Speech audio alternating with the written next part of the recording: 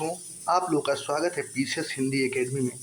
दोस्तों, आज मैं आप लोगों को कक्षा 9 की एनसीईआरटी का चैप्टर अध्याय नंबर 3 पढ़ाऊंगा। दोस्त, अध्याय का नाम है अपवाह। अपवाह शब्द एक क्षेत्र के नदी तंत्र की व्याख्या करता है। भारत के भौतिक मानचित्र को देखिए, आप पाएंगे कि विभिन्न दिशाओं से छोटी छोटी धाराएं आकर एक साथ मिल जाती हैं तथा एक मुख्य नदी का निर्माण करती हैं। दोस्त, बताया गया है कि छोटी छोटी धाराएं जब मिलती हैं तो एक मुख्य नदी का निर्माण करती हैं। अतः इनका निकास किसी बड़ी जलाशय जैसे झील या समुद्र या महासागर से होता है। एक नदी तंत्र द्वारा किसी क्षेत्र का जल प्रवाहित होता है उसे एक अपवाह द्रोणी कहते हैं। दोस्त, बताया गया है कि एक नदी द्वारा जिस क्षेत्र में जल प्रवाहित होता है उसे एक अपवाह द्रोणी कहते हैं। मानचित्र का अवलोकन करने पर पता चलेगा कि कोई भी ऊंचा क्षेत्र जैसे पर्वत या उच्च भूमि दो पड़ोसी अपवाह द्रोणियों को एक दूसरे से अलग करती है। इस प्रकार की उच्च भूमि को जल विभाजक कहा जाता है। दोस्त, इसमें कहने का मतलब है कि जो उच्च भूमि होती है, पर्वत होती है, यह दो जलाशयों को जो होता है वो अलग करती है। विश्व का सबसे बड़ा अपवाह द्रोणी अमेजन है। दोस्त, इसको आप लोग नोट कर लीजिए। भारत की सबसे बड़ी अपवाह द्रोणी बताइए। अब आप लोग आइए दोस्त, भारत में अपवाह तंत्र। भारत के अपवाह तंत्र का नियंत्रण मुख्यतः भौगोलिक आकृतियों के द्वारा होता है। इस प्रकार भारतीय नदियां दो मुख्य वर्गों में विभाजित किया गया है, हिमालय की नदियां तथा प्रायद्वीपीय नदियां। दोस्त, बताया गया कि भारत की जो नदियां हैं वो दो वर्गों में उन्हें विभाजित किया गया है। पहला विभाजित किया गया हिमालय की नदियां और दूसरा विभाजित किया गया प्रायद्वीपीय नदियां। भारत के दो प्रमुख भौगोलिक क्षेत्र से उत्पन्न होने के कारण हिमालय तथा प्रायद्वीपीय नदियां एक दूसरे से भिन्न है। दोस्त, बताया गया है कि हिमालय से जो नदियां निकलती हैं वो अलग हैं और प्रायद्वीपीय पठार से जो नदियां निकलती हैं वो अलग हैं। हिमालय की अधिकतर नदियां 12 मासी होती हैं। दोस्त, हिमालय की जो अधिकतर नदियां होती हैं 12 मासी होती हैं, इनमें वर्ष भर पानी भरा रहता है। दोस्त, बताया गया कि जो हिमालय की नदियां वो 12 मासी होती है। कारण यह है कि इसमें वर्ष भर पानी भरा रहता है, क्योंकि इसे वर्षा के अतिरिक्त ऊंचे पर्वतों से पिघलने वाले हिम द्वारा भी जल प्राप्त होता है। दोस्त, बताया गया कि हिमालय की नदियों को वर्षा का जल तो प्राप्त ही होता है, लेकिन उसके कारण जो हिमालय से बर्फ पिघलते हैं वो भी प्राप्त होता है। हिमालय की दो प्रमुख नदियां सिंधु तथा ब्रह्मपुत्र पर्वतीय श्रृंखला के उत्तरी भाग से निकलती हैं। इन नदियों में पर्वतों को काटकर गार्जों का निर्माण किया। दोस्त, बताया गया कि ये सिंधु और ब्रह्मपुत्र नदियां हैं, ये नदियां पर्वतों को काटकर गार्जों का निर्माण किया है। हिमालय की नदियां अपने उत्पत्ति के स्थान से लेकर समुद्र तक लंबे रास्ते को तय करती हैं। ये अपने मार्ग के ऊपरी भागों में तीव्र अपरदन करती हैं तथा अपने साथ भारी मात्रा में सिल्ट एवं बालू का संवहन करती हैं। मध्य एवं निचले भाग में ये नदियां विसर्प गोखुर झील का निर्माण तथा अपने बाढ़ वाले मैदान में बहुत सी अन्य निक्षेपण आकृतियों का निर्माण करती हैं। ये पूर्ण विकसित डेल्टा का भी निर्माण करती है। जो हिमालय की नदियां हैं दोस्तों, ये पूर्ण विकसित डेल्टा का भी निर्माण करती हैं। अधिकतर प्रायद्वीपीय नदियां मौसमी होती हैं। दोस्तों, जो अधिकतर प्रायद्वीपीय नदियां होती है मौसमी होती है, क्योंकि इनका प्रवाह वर्ष भर निर्भर करता है। शुष्क मौसम में बड़ी नदियों का जल भी घट जाता है। दोस्त, इसमें कहने का मतलब यह है कि जो प्रायद्वीपीय नदियां होती हैं ये शुष्क मौसम में इनका जल घट जाता है, ये छोटी धाराओं में बहने लगती हैं। हिमालय की नदियों की तुलना में प्रायद्वीपीय नदियों की लंबाई कम तथा छिछली हैं। दोस्त, बताया गया जो हिमालय की नदियां वो गहरी हैं, उनकी लंबाई भी अधिक है। जो प्रायद्वीपीय नदियां वो छोटी हैं और छिछली हैं। फिर भी इनमें से कुछ केंद्रीय उच्च भूमि से निकलती हैं तथा पश्चिम की तरफ बहती हैं। क्या आप इस प्रकार की दो बड़ी नदियों को पहचान सकते हैं? प्रायद्वीपीय भारत की अधिकतर नदियां पश्चिमी घाट से निकलती हैं तथा बंगाल की खाड़ी की तरफ बहती हैं। हिमालय की नदियां सिंधु, गंगा, ब्रह्मपुत्र हिमालय से निकलने वाली प्रमुख नदियां हैं। ये नदियां लंबी तथा अनेक महत्वपूर्ण एवं बड़ी सहायक नदियां आकर इनमें मिलती हैं। दोस्त, बताया गया जो हिमालय की नदियां हैं इसमें अनेक सहायक नदियां आकर मिलती हैं। किसी नदी तथा उसकी सहायक नदियों को नदी तंत्र कहा जाता है। दोस्त, अगर कोई नदी है उसकी जो सहायक नदियां उसको नदी तंत्र कहते हैं। अब आप लोग जानिए मित्रों सिंधु नदी तंत्र के बारे में। हम बता रहे हैं सिंधु नदी के तंत्र के बारे में। सिंधु नदी का उद्गम मानसरोवर झील के निकट तिब्बत में है। पश्चिम की ओर बहती हुई यह नदी भारत में जम्मू कश्मीर के लद्दाख जिले में प्रवेश करती है। इस भाग में यह एक बहुत ही सुंदर दर्शनीय गार्ज का निर्माण करती है। इस क्षेत्र में बहुत सी सहायक नदियां हैं, जैसे जास्कर, नुब्रा, सोयोक एवं हुंजा इस नदी में मिलती हैं। दोस्तों इसकी जो सहायक नदियां हैं, जास्कर है, नुब्रा है, सोयोक है। सिंधु नदी बलूचिस्तान तथा गिलगित से बहते हुए अटक में प्रायद्वीपीय क्षेत्र से बाहर निकलती है।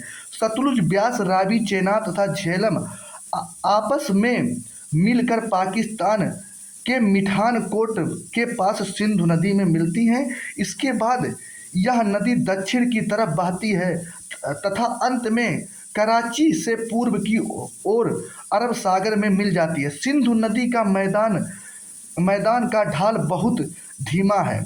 सिंधु द्रोणी एक तिहाई से कुछ अधिक भाग भारत के जम्मू कश्मीर, हिमाचल तथा पंजाब में तथा शेष भाग पाकिस्तान में स्थित है। 2900 किलोमीटर सिंधु नदी की लंबाई विश्व की लंबी नदियों में से एक है। सिंधु जल समझौता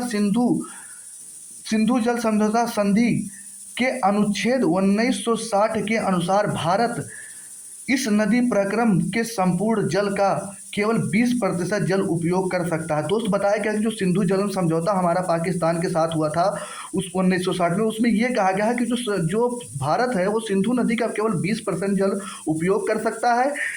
इस जल का उपयोग हम पंजाब, हरियाणा, राजस्थान और दक्षिणी पश्चिमी भागों में सिंचाई के लिए करते हैं। गंगा नदी तंत्र के बारे में आपको बताया गया है। दोस्त अब जानिए गंगा नदी के तंत्र के बारे में। गंगा नदी की मुख्य धारा भागीरथी, गंगोत्री, हिमानी से निकलती है तथा अलकनंदा उत्तराखंड के देवप्रयाग में इससे मिलती है। दोस्त अलकनंदा जो नदी है वह उत्तराखंड के देवप्रयाग में गंगा नदी से मिलती है। हरिद्वार के पास गंगा पर्वतीय भागों को छोड़कर मैदानी भाग में प्रवेश करती है। दोस्त एक एक लाइन बहुत इंपॉर्टेंट है, बहुत ध्यान से पढ़िएगा। जो गंगा नदी है दोस्तों हरिद्वार के पास पर्वतीय भागों से यह मैदानी भागों में प्रवेश करती है। हिमालय से निकलने वाली बहुत सी नदियां आकर गंगा में मिलती हैं। इनमें से कुछ प्रमुख नदियां हैं यमुना, घाघरा, गंडक, कोसी। यमुना नदी हिमालय की यमुनोत्री हिमानी से निकलती है। यह गंगा के दाहिने किनारे के समानांतर बहती है। दोस्तों जो हिमालय की जो नदी यमुनोत्री नदी है, यमुना, ये क्या नाम है, गंगा के दाहिने किनारे बहती है तथा इलाहाबाद में गंगा में मिलती है। दोस्तों जो यमुना नदी है गंगा नदी से इलाहाबाद में मिलती है। घाघरा, गंडक, कोसी हिमालय से निकलती है। इसके कारण प्रत्येक वर्ष उत्तरी मैदान के कुछ हिस्से में बाढ़ आती है, जिससे बड़े पैमाने पर जान माल का नुकसान होता है। लेकिन वे ये नदियां हैं जो मिट्टी को उपजाऊ प्रदान करती हैं, कृषि योग्य भूमि बनाती हैं। दोस्तों जो गंगा की सहायक नदियां हैं ये मिट्टी को उपजाऊ बनाती है तथा कृषि योग्य भूमि प्रदान करती हैं। प्रायद्वीपीय उच्च भूमि से आने वाली प्रमुख सहायक नदियां चंबल, बेतवा तथा सोन हैं। ये अर्ध शुष्क क्षेत्रों से निकलती हैं। इनकी लंबाई कम है, इनमें पानी की मात्रा भी कम होती है। ज्ञात कीजिए कि ये नदियाँ कैसे तथा कहाँ गंगा में मिलती हैं। बाएं तथा दाहिने किनारे की सहायक नदियों के जल से परिपूर्ण होकर गंगा पूर्व की दिशा में पश्चिम बंगाल के फरक्का तक बहती है। यह गंगा डेल्टा का सबसे उत्तरी बिंदु है। दोस्तों जो फरक्का है यह गंगा डेल्टा का सबसे उत्तरी बिंदु है।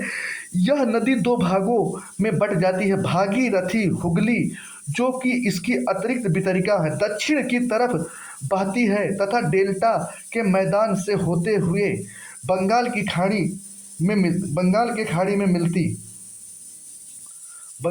में मिल जाती है। मुख्य धारा दक्षिण की ओर बहती हुई बांग्लादेश में प्रवेश करती है और ब्रह्मपुत्र नदी इसमें आकर मिल जाती है। अंतिम चरण में गंगा और ब्रह्मपुत्र समुद्र में विलीन हो जाने से पहले मेघना के नाम से जानी जाती है। दोस्तों जो ब्रह्मपुत्र नदी है यह गंगा में मिलने से पहले मेघना के नाम से जानी जाती है। गंगा एवं ब्रह्मपुत्र के जल वाली एक बृहद नदी बंगाल की खाड़ी में मिल जाती है। इन नदियों के द्वारा बनाए हुए डेल्टा को सुंदरबन डेल्टा के नाम से जाना जाता है। दोस्त गंगा और ब्रह्मपुत्र से ही क्या नाम है, सुंदरबन डेल्टा का निर्माण हुआ है। इसे सुंदरबन डेल्टा के नाम से, सुंदरबन डेल्टा का नाम वहाँ पाए जाने वाले सुंदर पादपों के लिए पादपों से लिया गया है। दोस्त जो उसे सुंदरबन इसलिए कहा गया है क्योंकि वहाँ जो सुंदर पाए जाने वाले पादप इंदा पेड़ पौधे हैं उनसे लिया गया। सुंदरबन डेल्टा विश्व का सबसे बड़ा एवं तेजी से वृद्धि करने वाला डेल्टा है। दोस्त इंपॉर्टेंट है, यहाँ रॉयल टाइगर भी पाए जाते हैं। सुंदरबन डेल्टा में दोस्त रॉयल टाइगर भी पाया जाता है। गंगा की लंबाई 2500 किलोमीटर से अधिक है। चित्र 3.4 देखिए, क्या आप जानेंगे कि गंगा की अपवाह तंत्र को पहचान सकते हैं? दोस्त जो गंगा की लंबाई है 2500 से अधिक मतलब 2525। अंबाला नगर सिंधु तथा गंगा नदी तंत्रों के बीच जल विभाजक पर स्थित है। जो अंबाला नगर है दोस्त वह सिंधु और गंगा नदी के जल विभाजक पर स्थित। अंबाला से सुंदरवन तक मैदान की लंबाई लगभग 1800 किलोमीटर है, परंतु इसके ढाल में गिरावट मुश्किल है 300 मीटर। दूसरे शब्दों में प्रति 6 किमी की दूरी पर ढाल में गिरावट केवल 1 मीटर। इसीलिए इस नदी में अनेक बड़े बड़े विसर्प बन जाते हैं दोस्त। इसीलिए जो गंगा नदी है जो बड़े बड़े विसर्प बन जाते हैं। अब आप दोस्त आप लोगों को बताएंगे ब्रह्मपुत्र नदी तंत्र के।